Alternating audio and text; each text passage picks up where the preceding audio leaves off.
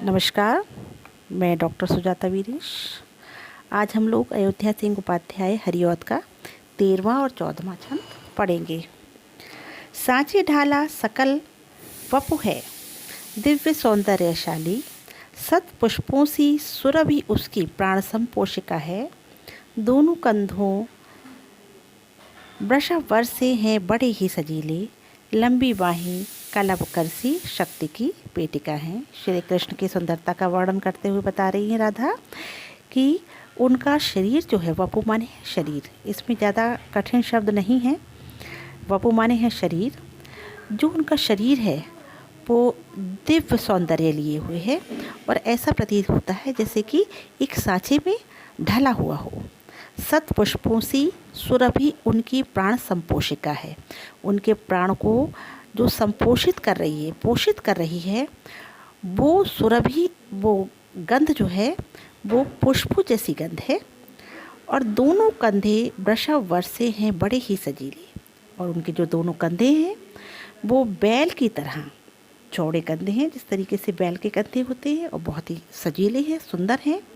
लंबी बाहें कलभ करसी शक्ति की पेटिका है, और उनकी बाहें जो हैं वो लंबी हैं। अजान बाहु जो है वो वीरता की भी प्रतीक होती हैं और सौंदर्य की भी प्रतीक होती हैं। तो लंबी बाहों को हम अजान बाहों भी कहते हैं और वो सुंदरता की प्रतीक भी मानी गई हैं।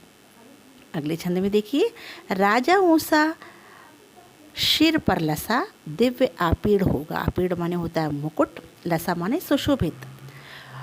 उनके सिर पर राजाओं की तरह मुकुट सुशोभित हो रहा होगा जो बहुत दिव्य होगा, और शोभा होगी उभय श्रुति में स्वर्ण के कुंडलों की।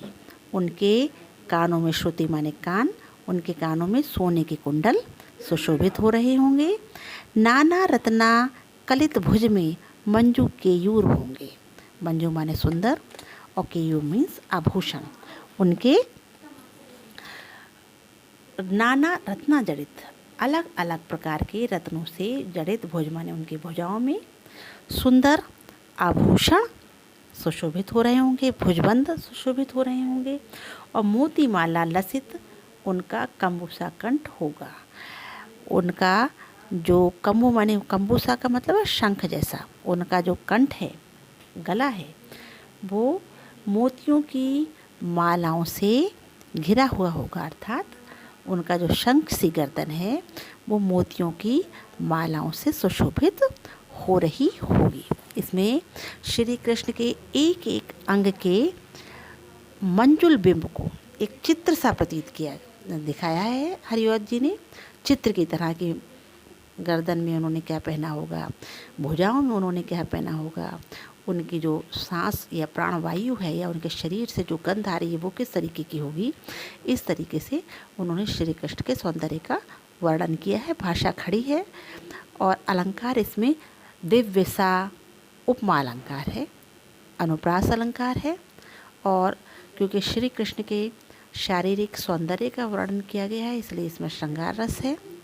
मदाक्रांता छंद इस पूरी पवन दूतिका में है। मैं हर बार पढ़ा रही हूँ जब भी, तो मैं ये आपको बता रही हूँ कि मदाक्रांता छंद का प्रयोग किया गया है। तो अगले वीडियो में इसको हम इसके 17वां और 18वां छंद देखेंगे। नमस्कार।